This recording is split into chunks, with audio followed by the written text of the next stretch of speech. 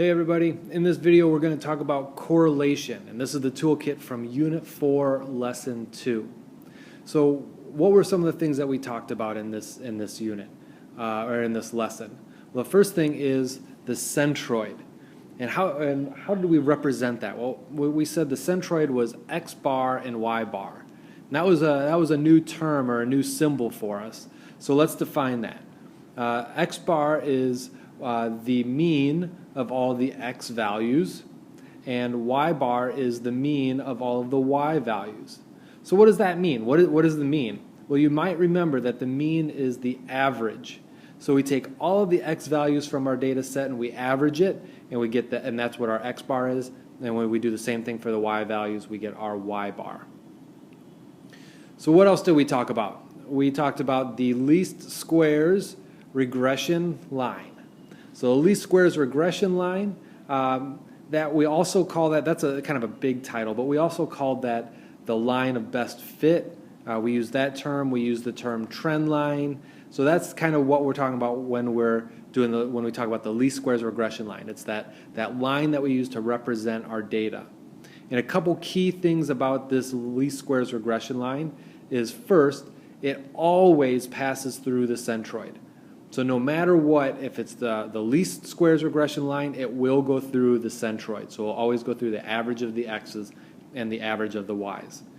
The other thing is, basically just from the title, is that it's the smallest sum of the squared residuals.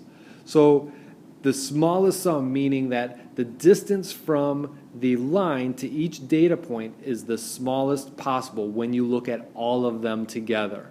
So that's what makes it the least squares regression line.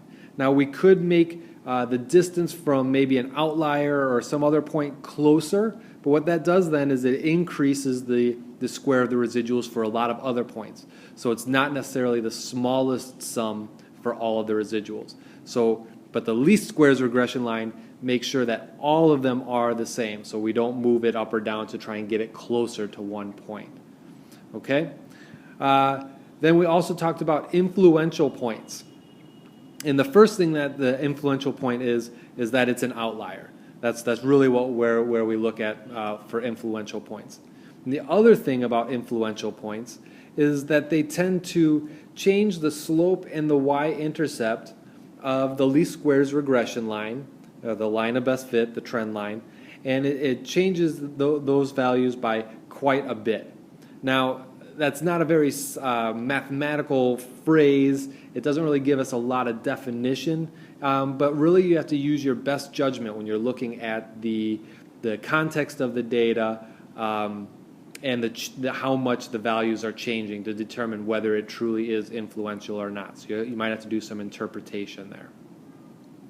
So the next thing we talked about was the Pearson's correlation coefficient.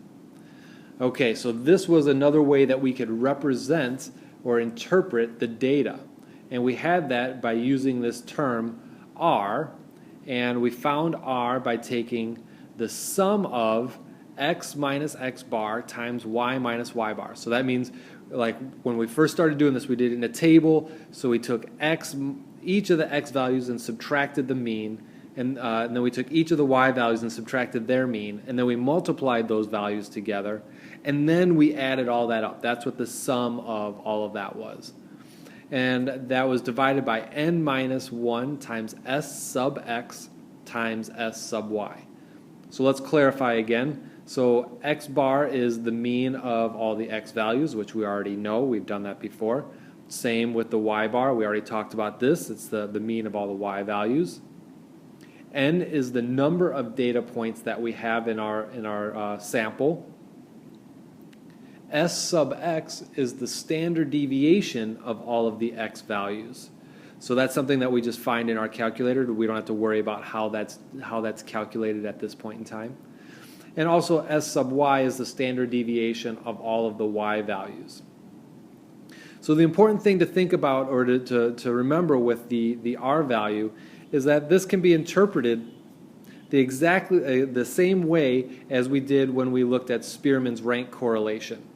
And we remember that was called R sub S. So when we interpreted that, we looked at if it was positive or negative. The same way we would look at R, the same way we looked at R sub S, if it's positive or negative. We'd look at whether it's strong or weak. We'd check to make sure that it's between -1 and 1. And so all of those things are the same with R when we do that interpretation of the value that we get when we calculate R. It's the same that we did with Spearman's rank correlation. So hopefully this helps if you needed a refresher on the toolkit, and I'll talk to you in the next video.